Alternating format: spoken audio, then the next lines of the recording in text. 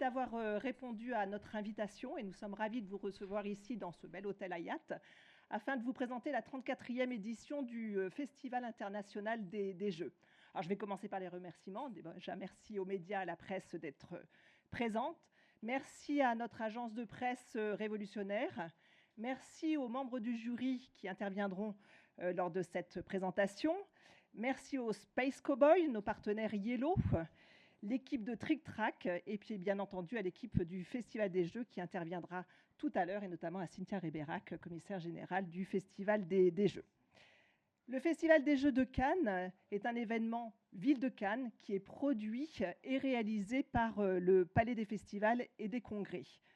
C'est un festival qui a su se renouveler, s'adapter pour devenir le plus grand festival ludique francophone. Le Palais des Festivals a 3 activités essentielles et le Festival des Jeux participe pleinement à ces 3 missions. La première activité, c'est la mission de congrès et de salon.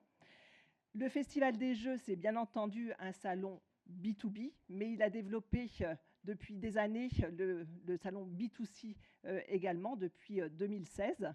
Et puis ce sont maintenant 5000 professionnels qui se donnent rendez-vous à Cannes pour découvrir les Jeux de demain, pour rencontrer les professionnels, pour aller à la rencontre également du public.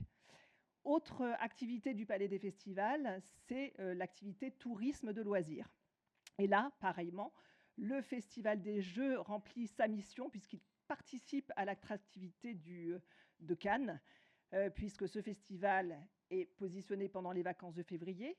C'est un festival qui est libre d'accès. C'est un festival où tous les univers de jeux sont représentés, donc qui attire toutes les nationalités, toutes les générations, et participe ainsi à l'attractivité économique de la ville de Cannes.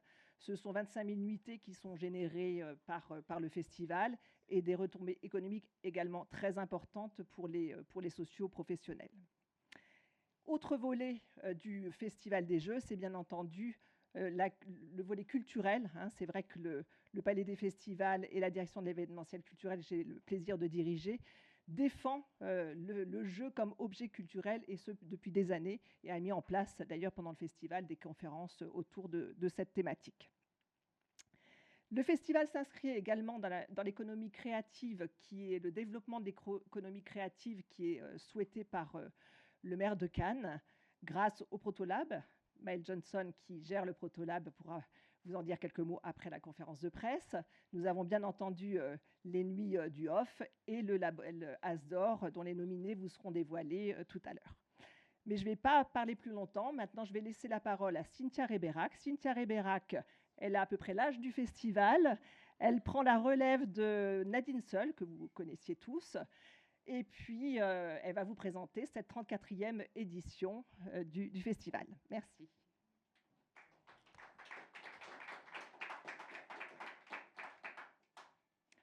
Eh bien, bonjour à tous. Je vous remercie d'être venus ici nombreux pour la conférence de presse du Festival international des Jeux de la ville de Cannes. Donc, le Festival international des Jeux est la plus grosse manifestation ludique du monde francophone. Du 21 au 23 février 2020, au Palais des Festivals et des Congrès de Cannes, plus de 110 000 personnes sont attendues. Donc 110 000 festivaliers, avec près de 5 000 professionnels, éditeurs, distributeurs, auteurs, ludothécaires, boutiques, cafés ludiques. Nous aurons 30 000 m² d'espace d'exposition avec 300 stands. Alors en chiffres, bien évidemment, encore des chiffres. En 1986, quand le festival a été créé, c'était un festival des jeux de l'esprit. Le Scrabble, les échecs, le jeu de dames. Aujourd'hui, nous avons toujours 7 jours de tournois. Donc, des coupes, par exemple, de la Méditerranée, des coupes de France, sur les disciplines classiques que j'ai nommées. C'est également 4 journées professionnelles. Donc, une journée en préouverture, le jeudi 20 février, uniquement réservée à la profession. Donc, nous avons à peu près 2000 professionnels badgés qui viendront rencontrer les exposants et également un peu plus de 250 médias. Et bien évidemment, 3 jours de salon grand public pour 100 000 festivaliers qui viendront découvrir 300 stands et des milliers de jeux. Le festival a un label, le label As d'Or. Vous avez le festival du film avec la Palme d'Or. Et bien au Festival des Jeux, nous remettons le label As d'Or. J'y reviendrai un peu plus précisément un petit peu plus tard et puis on verra également les nommés de cette année. À côté de cela, nous avons développé le Protolab. Donc en 2017, le Festival des Jeux s'est allié avec 21 festivals partenaires afin de proposer une formule gagnante pour les auteurs. À Cannes, il était important pour nous de mettre en lumière la richesse de la créativité ludique et un jeu aujourd'hui, que ce soit un best-seller, que ce soit une nouveauté, que ce soit un prototype, il y a un auteur derrière. Et il est très important pour nous de mettre en avant leur travail et de les accompagner au mieux. Donc le Protolab, c'est la formule gagnante, c'est-à-dire que 58 auteurs ont été sélectionnés par 21 festivals partenaires et par notre comité maison présidé par Martin Wittberg. Ces 58 auteurs viennent à Cannes et sont pris par la main, c'est-à-dire qu'ils vont pouvoir participer à un speed dating auteur-éditeur, donc ce n'est pas un speed dating amoureux, quoique. Ils auront 7 minutes pour convaincre l'éditeur que leur jeu est la pépite en devenir. Ils auront également une journée de formation avec des auteurs reconnus afin d'appréhender au mieux le chemin du succès, c'est-à-dire du prototype à la mise en boutique. Et également l'opportunité d'avoir une table au sein du salon afin de présenter le prototype au grand public. Les nuits du off. Alors, une fois que les festivaliers sont rentrés chez eux et que le Festival des Jeux a fermé ses portes, nous avons la fierté et la chance d'accueillir 300 auteurs de jeux. C'est quelque chose sur lequel je tiens vraiment à mettre l'accent car c'est le plus grand rassemblement au monde d'auteurs de jeux. Du mercredi 19 au samedi 22 février, les nuits du off ouvriront ses portes de 22h à 4h du matin. Et alors là, c'est un tout autre univers qui va s'ouvrir, c'est-à-dire que vous allez avoir ces auteurs de jeux qui vont présenter leurs prototypes et les professionnels et les gros joueurs, les geeks, vont venir les rencontrer. Alors là, ils vont pouvoir avoir des discussions afin d'apporter des modifications au mécanisme, ou bien le prototype est complètement finalisé et là c'est la course-poursuite, c'est-à-dire à l'éditeur qui verra la pépite en premier afin bien évidemment de le signer et vous le retrouvez l'année d'après sur un stand au festival puisque le jeu a été édité. Le festival, c'est également 4 conférences et 3 expositions. Alors, au niveau des conférences, nous avons 4 conférences cette année, 2 conférences présentées par Asmodee Research et l'Innovation Factory qui ont créé le concept Gaming Lab. 2 conférences Gaming Lab, une sur la culture et la pratique du jeu de société et une sur le comportement des joueurs qui va étudier donc le comportement des joueurs autour d'une table.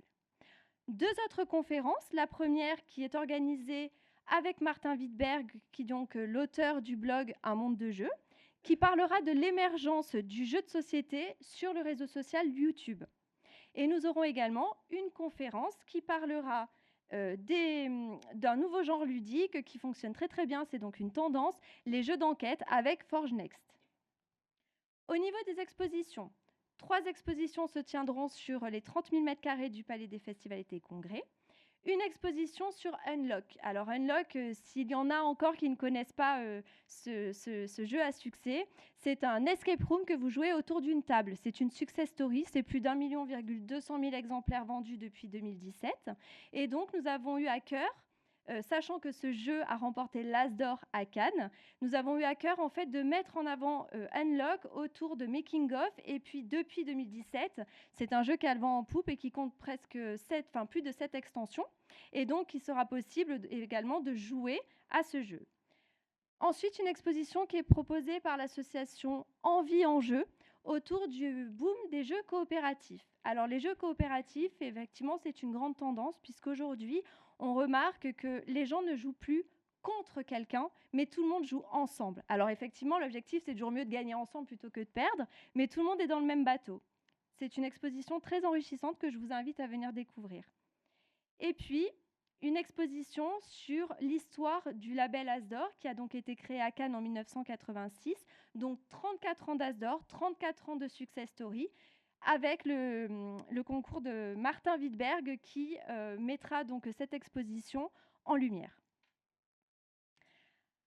Alors, bien évidemment, le festival étant le reflet du marché, quand l'on peut voir les jolis chiffres que je vous ai annoncés, il va de soi que le marché du jeu de société se porte à merveille.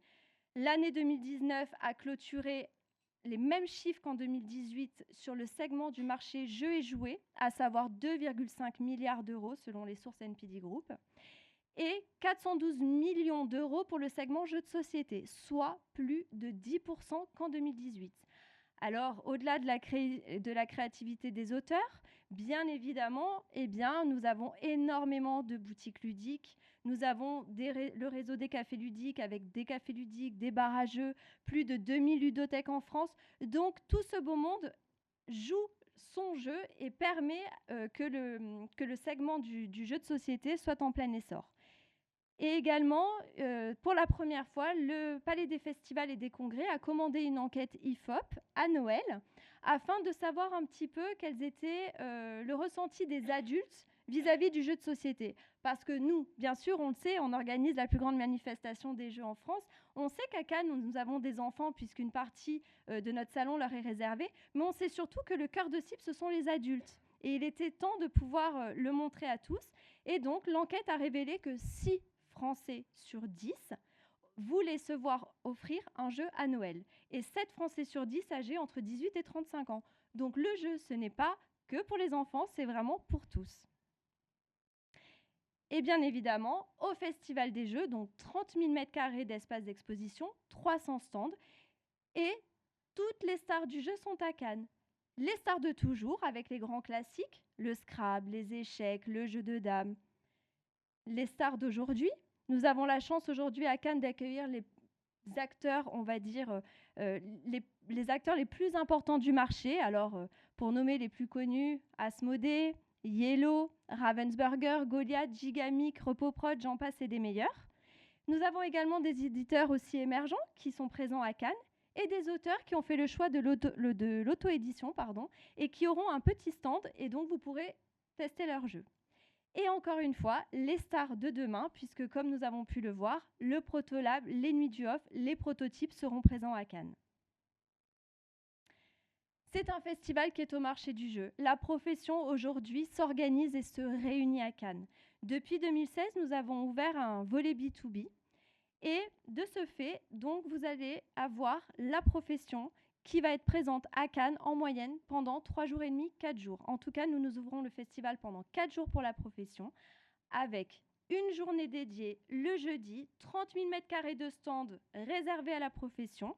Le soir, vous avez rendez-vous avec la remise du label As d'Or Jeu de l'année. Et ensuite, les vendredis, samedis et dimanches, des espaces privatisés par les leaders du marché afin de continuer à présenter les nouveautés, tester les prototypes, faire de la formation aux boutiques. On a également des assemblées générales. 5 assemblées générales se tiennent à Cannes, notamment l'assemblée générale de l'Union des éditeurs de jeux, du réseau des cafés ludiques, du groupement des cafés ludiques, et également des ateliers et des workshops qui sont organisés par et pour la profession. Revenons à l'As d'Or. Alors, tout grand festival décerne son prix, le label As d'Or Jeu de l'année est le label culturel de référence. Le label récompense les meilleurs jeux de société édités sur le marché français au cours des 18 derniers mois. Pour avoir une idée, il faut savoir que plus de 1200 jeux, nouveaux jeux, sortent chaque année en France. Donc il est très important que ce soit pour un public averti ou un public complètement néophyte de savoir vers quel jeu se diriger.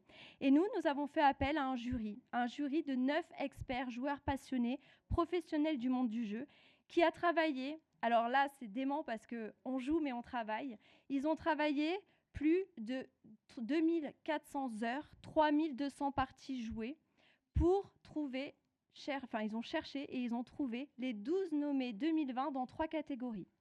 3 catégories, nous avons la catégorie tout public, donc là c'est un jeu qui se veut accessible au plus grand nombre, un jeu familial. La catégorie enfant, donc là c'est un jeu pour les tout petits, mais pas seulement, parce que l'objectif aujourd'hui, ce n'est plus de laisser l'enfant jouer tout seul dans son coin et d'avoir la paix. Bien au contraire, l'objectif est que les parents jouent avec l'enfant. Donc c'est un jeu pour l'enfant, mais qui va savoir aussi séduire les parents.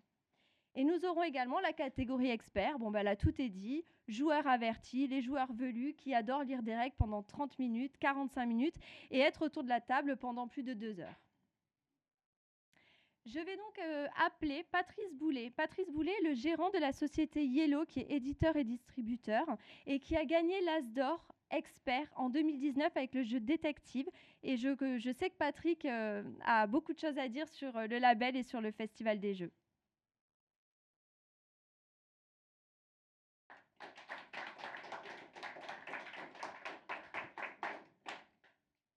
Bonsoir. La portée de l'As d'or est indéniable. Elle est d'ailleurs de plus en plus importante. Yellow existe maintenant depuis 16 ans. Nos activités conjointes d'édition et de distribution nous permettent d'être au cœur de l'évolution du secteur ludique, qui connaît une croissance forte, on vient de le voir, et durable. Un marché en pleine croissance, cela signifie de plus en plus de jeux à la vente. Et de toute évidence, il est également de plus en plus compliqué pour les vendeurs en magasin de tout connaître et d'effectuer un travail de conseil exhaustif auprès des consommateurs. Ils s'en remettent naturellement aux valeurs sûres. Pour un jeu, faire partie de la sélection ou même remporter l'As d'or jeu de l'année, c'est une mise en avant importante. Pour nous, éditeurs et distributeurs, c'est un label qui est devenu un gage de qualité, qui permet au jeu d'être connu et reconnu dans la masse de sorties annuelles. On a pu le constater au sein de Yellow, concrètement, avec des jeux comme Quirkle, King of Tokyo, Andor, primé en 2013, Codename, et donc plus récemment, l'année dernière, avec Détective. Pour souligner la popularité croissance de l'As d'or, on remarque également depuis quelques années une tendance encore inimaginable il y a peu. Les grandes enseignes de jouets n'hésitent plus à mettre en avant les jeux primés dans leur catalogue de fin d'année. Il y a quelques années, les pages de jeux de société de ces enseignes étaient réservées aux classiques, Monopoly, Cluedo, Risk, Scrabble. Mais là, l'engouement croissant pour le jeu de société moderne a créé une demande importante et ces enseignes recherchent des jeux de qualité, ayant une légitimité, c'est-à-dire ceux primés l'As d'or. Cela signifie que ce prix est devenu un gage de qualité, un argument de vente pour la grande distribution et le grand public. Pour conclure, je tenais à saluer le jury As d'or. Nous sommes fiers d'avoir un prix de cette qualité en France, grâce au travail de très longue haleine, on le sait, d'un jury particulièrement attentif aux sorties et à la qualité des productions. C'est un travail titanesque, on vient de rappeler, 3000 parties, 3200, 2400 heures de jeu pour arriver à la sélection qu'on va voir dans quelques minutes, avec une responsabilité de plus en plus importante sur les épaules. Donc un grand merci à eux.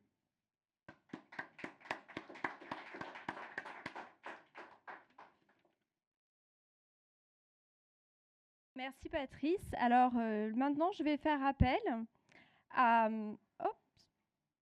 à François Doucet, qui est responsable communication chez Space Cowboys, et à Cyril Demac, qui est l'auteur du jeu à succès, notamment plusieurs jeux, mais notamment Unlock, qui a remporté l'As d'or jeu de l'année en 2017.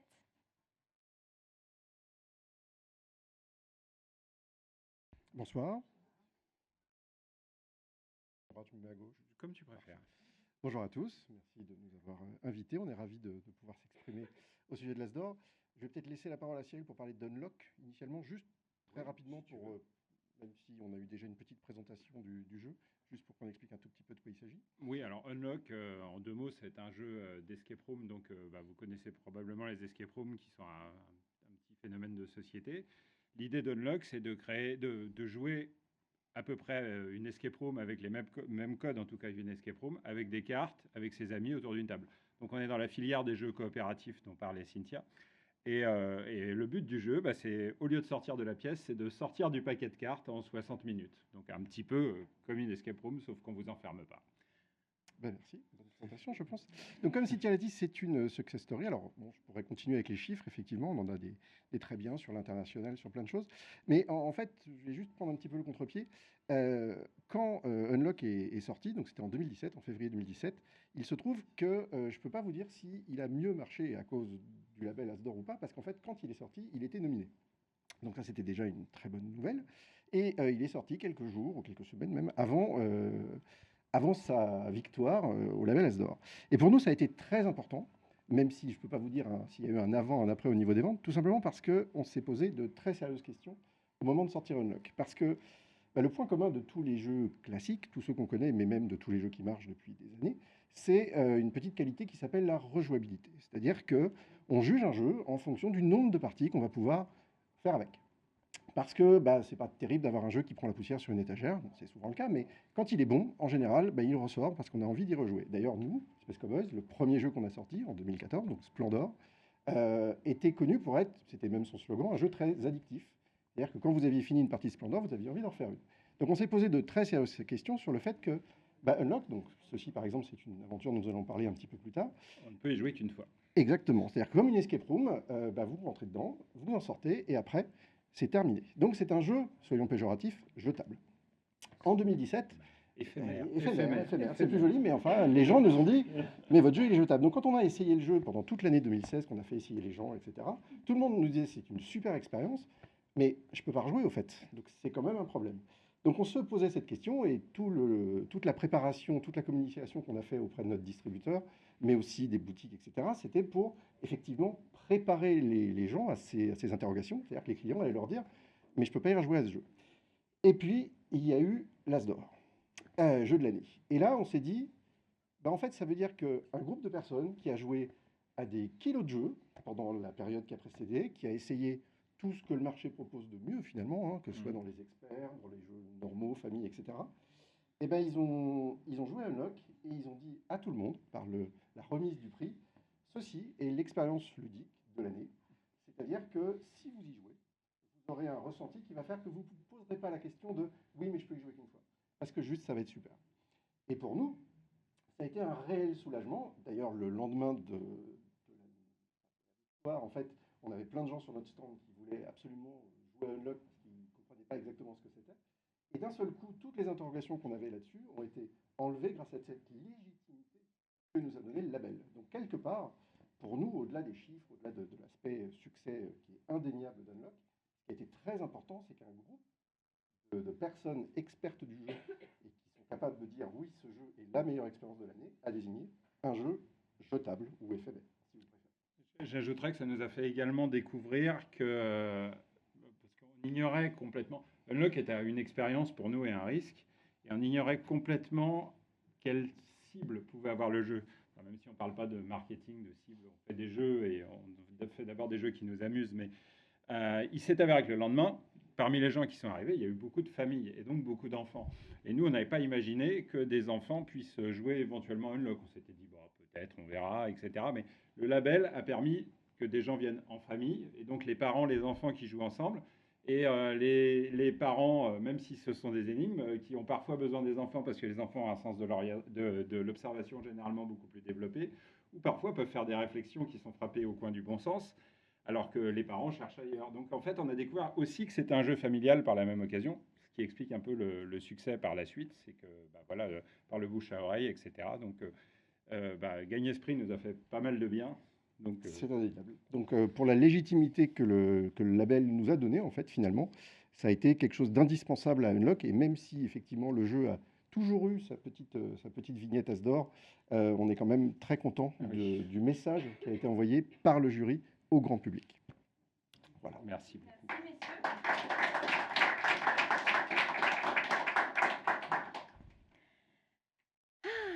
L'heure est venue, la sélection 2020. Donc cette année, toute petite nouveauté, nous avons 12 nommés dans 3 catégories, donc 4 jeux par catégorie, parce que comme on le disait tout à l'heure, il devenait très compliqué pour nos chers membres du jury de sélectionner uniquement 3 jeux dans chacune des catégories, plus de 1200 jeux, donc 4 jeux dans les 3 catégories. Pour les nommer, je vais faire appel à Eva Zwardzinski et à Patrice Pilet qui vont me rejoindre, qui sont deux des membres du jury, afin de vous donner les nommés 2020.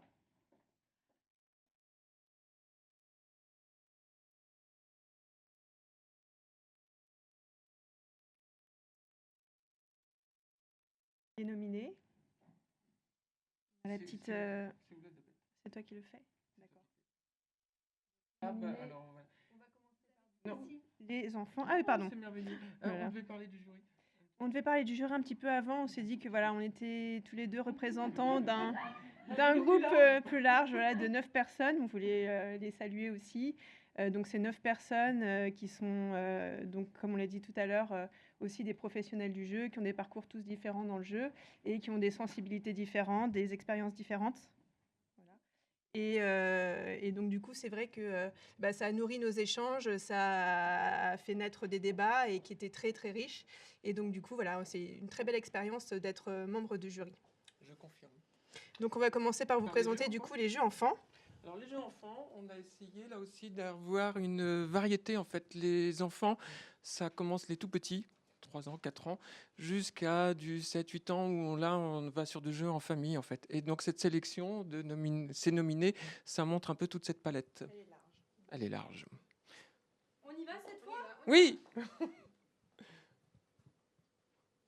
Donc Attrape-Rêve, qui est un jeu où on va du coup utiliser des doudous pour combattre des cauchemars. Donc on va devoir essayer d'apprécier des surfaces, voilà, pour recouvrir les cauchemars à l'aide des doudous.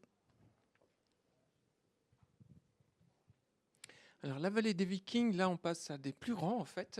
C'est un mélange de tactique, de gestion et d'adresse en fait, puisqu'on on a des dracars, on va les remplir d'or, mais il y aura des boulets à envoyer pour faire tomber des tonneaux qui vont nous faire avancer nos petits héros.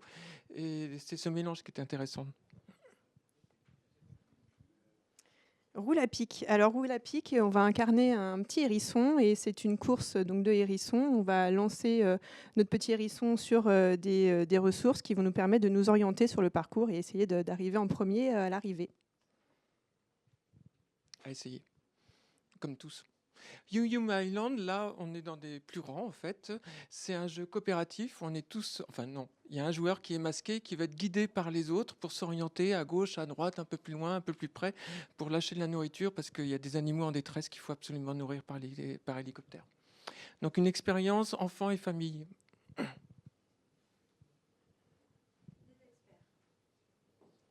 Alors oui, les experts, d'accord.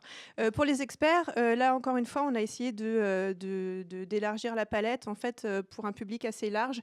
On s'est pas réduit au public qui est très expert, très gamer. On a voulu vraiment toucher à un public assez large. Donc vous verrez qu'il y a des jeux qui sont aussi destinés aux joueurs initiés, confirmés, qui ont beaucoup joué aux jeux Asdor et qui ont envie de passer à l'étape supérieure sans forcément aller lire des règles de 2 heures. Voilà. Donc, on va commencer par Gloomhaven, justement un jeu qui est par contre là, qui s'adresse à un public vraiment de gros joueurs, qui est un jeu d'exploration et qui va se jouer en 95 scénarios. Voilà. Donc, c'est un jeu qui est très long et qui demande un grand investissement. Voilà. Alors, It's a Wonderful World, avec l'accent. Là, c'est un jeu de draft. Draft, c'est un échange de cartes. En fait, on va se passer les cartes de main en main. Et ce qui va nous permettre de chacun à choisir ses propres cartes, qui vont nous permettre d'avoir des ressources, qui elles-mêmes vont nous permettre d'avoir de nouvelles cartes. Et ce qui est très particulier dans ce jeu-là, c'est le tempo en fait qu'il amène. Puisque pour avoir telle ressource, on va nous amener à pouvoir récupérer des ressources juste après, puis encore juste après, il faut vraiment être dans ce tempo. C'est ce qu'il a de spécial en fait. Surprise. Res Arcana, pardon. Oui, là, donc là, c'est un jeu voilà, qui est plutôt destiné aux joueurs initiés. On va avoir un paquet de cartes, seulement 8 cartes. Donc, c'est un jeu vraiment très épuré où on va devoir gérer ses cartes et puis générer des ressources pour marquer des points. Donc, plutôt accessible comme jeu. Et donc, Route, c'est un jeu asymétrique. Alors là, on repart dans du jeu pour joueurs qui aiment bien passer du temps ensemble, parce que la lecture des règles est assez longue, etc. Elle a quelque chose de particulier, en fait, c'est que chacun va jouer un peuple dans une grande forêt, et chacun aura ses propres règles de jeu, puisque chaque peuple a sa manière propre de se développer. Donc c'est un jeu complètement asymétrique, où chacun devra découvrir et sa manière de jouer, et la manière de jouer des autres. Oui, c'est moi qui parle. Donc voilà, pour la catégorie tout public. Là, cette fois, on a tenu à avoir des types de jeux différents. Voilà, varier les types de jeux. Donc, on peut parler du premier, je vois qu'il va arriver, c'est Draftosaurus. Là, ça va être un jeu de draft de petits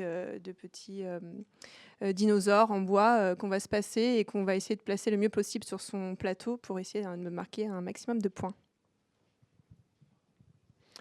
Le suivant, c'est Fiesta de los Muertos. C'est un jeu d'ambiance il faut rêver, enfin non, il faut apaiser des morts en fait, des morts célèbres, pas célèbres, etc.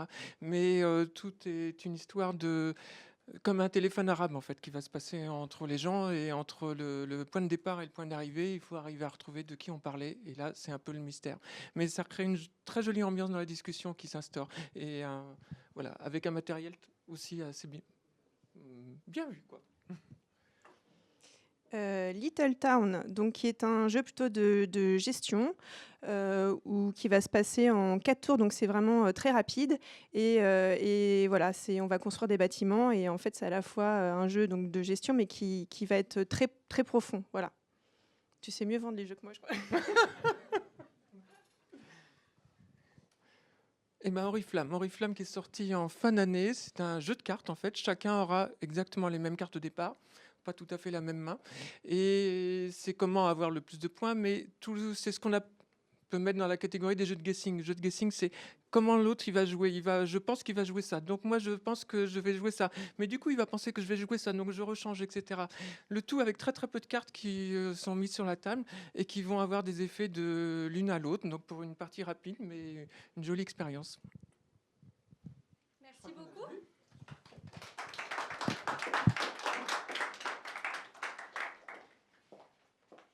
Voilà, donc vous avez la liste des 12 nommés dans les 3 catégories. Je vous invite, si vous avez l'occasion de venir au Festival des Jeux, de faire partie donc, de l'aventure le jeudi 20 février à 19h30 au Grand Auditorium pour vivre en direct la remise des prix.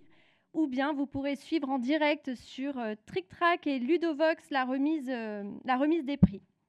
Et puis, pour clôture en beauté, le Festival des Jeux donc, décerne le label Asdor. Et puis, depuis 2017, nous avions à cœur chaque année de proposer un jeu spécial Cannes.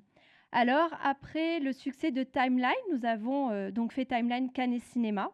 Et puis, un petit jeu rapide, sympa, Contrario Cinéma. On a continué l'année dernière avec le Twin It Cannes Croisette. Et donc, cette année, nous avons demandé à nos amis des Space Cowboys de nous inventer un scénario portant sur l'homme au masque de fer. Alors, ce n'est pas pour rien, l'homme au masque de fer, parce que l'ADN cannois est représenté. En face de Cannes se trouvent les îles de Lérins. Et les îles de Lérins, vous avez l'île Sainte-Honorat et l'île Sainte-Marguerite.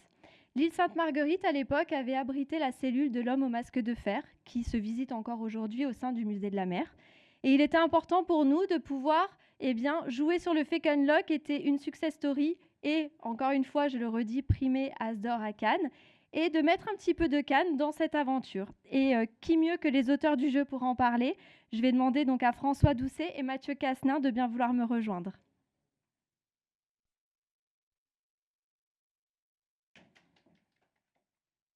Merci. C'est encore moi. Mathieu arrive.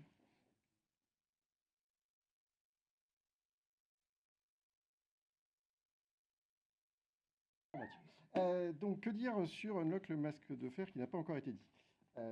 Donc, effectivement, on sait depuis quelque temps que le Festival de Cannes demande en fait aux différents éditeurs, éventuellement, de créer des jeux spécifiques, en fait, avec un thème qui soit s'apparente au jeu, soit s'apparente à Cannes. Il y a eu quelques exemples plutôt sympas au préalable. On a été très contents de réaliser celui-ci. Et ça nous a permis en plus de faire une aventure Unlock toute seule, ce qui jusque-là n'avait pas été fait, puisqu'on les sort toujours par boîte de 3. Donc ça a été un exercice un petit peu intéressant, d'autant plus qu'un petit peu comme les figures imposées au patinage artistique, on avait cette entre guillemets contrainte, mais qui était plutôt agréable, du masque de fer et de cette thématique. Donc on est vraiment parti de ce thème, ce qui est toujours plus intéressant que de partir d'une mécanique, par exemple, ou d'une idée d'énigme. Là, on est vraiment parti du thème et on s'est posé la question de comment donner aux gens l'impression que quelque part, ils vivent une aventure dans Unlock, mais dans une situation qui pourrait être presque une situation réelle, en fait, finalement. C'est ça. Donc l'avantage, comme l'a dit François, c'est que on avait déjà un thème. Alors après, chaque auteur a un petit peu sa manière de créer les aventures, mais on aime bien partir de thèmes forts pour trouver des énigmes. Et donc là, on avait déjà celui-là. On est parti en fait d'une aventure qu'on avait en réserve, mais qu'on n'avait pas sortie parce qu'on l'avait estimé pas encore adaptée, qui était sur les 3 mousquetaires et qu'on a réadapté au thème Masque de fer. Donc c'était un travail intéressant. Il fallait reprendre les éléments qui étaient crédibles, enlever ceux qui étaient un petit peu trop... par exemple, dans les 3 mousquetaires, on avait des choses un petit peu qui se passaient dans des palais un peu riches, alors que là, le Masque de fer, ça va être plutôt dans une prison. Donc même si on avait une période similaire, il fallait adapter un petit peu ces choses-là. Et la difficulté de l'aventure qui qu'on a voulu simplifier pour adapter au plus grand public. Voilà. Alors, si je puis me permettre, parce que Mathieu va pas vouloir se tresser des fleurs, faire des aventures simples, et en fait, je pense ce qu'il y a de plus dur dans Unlock, il est en fait relativement aisé d'imaginer des énigmes de plus en plus compliquées, avec des codes de plus en plus complexes, des machines, il y a aussi des machines dans Unlock, avec des fonctionnements de plus en plus abscons et bizarres. Et en fait, se mettre à la place des gens qui découvrent un jeu, qui n'ont pas forcément une grande expérience des escape games d'une part et même du jeu de société, c'est vraiment, vraiment pas facile. Et je trouve que pour le coup, il a très très bien réglé le niveau des énigmes en particulier, ce qui n'était pas une mince affaire et que j'aurais été bien incapable de faire. Ce qui était assez intéressant, en tout cas de mon côté, c'était tout le travail de recherche sur finalement le Masque de fer et toute cette période historique et tout ce qui s'est passé. Je ne savais pas que le Masque de fer avait été dans une prison à Cannes, je l'avoue. Donc on a pu effectivement faire tout ce travail de recherche historique quelque part, que je n'aurais jamais pu imaginer faire dans le cadre du design d'une aventure de Unlock. Donc merci au Festival de Cannes de nous avoir donné l'opportunité de faire ça. Nous maintenant on est très contents parce qu'on a une aventure Unlock pour les gens qui connaissent pas bien Unlock, qui vont pouvoir découvrir le jeu dans une aventure pas trop compliquée, dans un environnement un petit peu original et historique. Donc on est vraiment très content de l'avoir fait et on espère qu'à Cannes, plein de gens vont pouvoir l'essayer. Voilà. Merci beaucoup. Et je tenais juste à dire que donc c'est une édition spéciale que nous avons tirée à 5000 exemplaires. Donc pour vous le procurer, eh bien, il faut venir au Festival international des jeux, soit acheter un pass VIP 3 jours et vous aurez ce joli jeu offert, soit dans l'une des boutiques du festival. Voilà, eh bien écoutez, la conférence du Festival des jeux touche à sa fin. Je vous remercie pour votre attention. Et puis, je vous invite, si vous avez des questions, n'hésitez pas à venir nous voir. Nous sommes tous disponibles pour y répondre. Merci.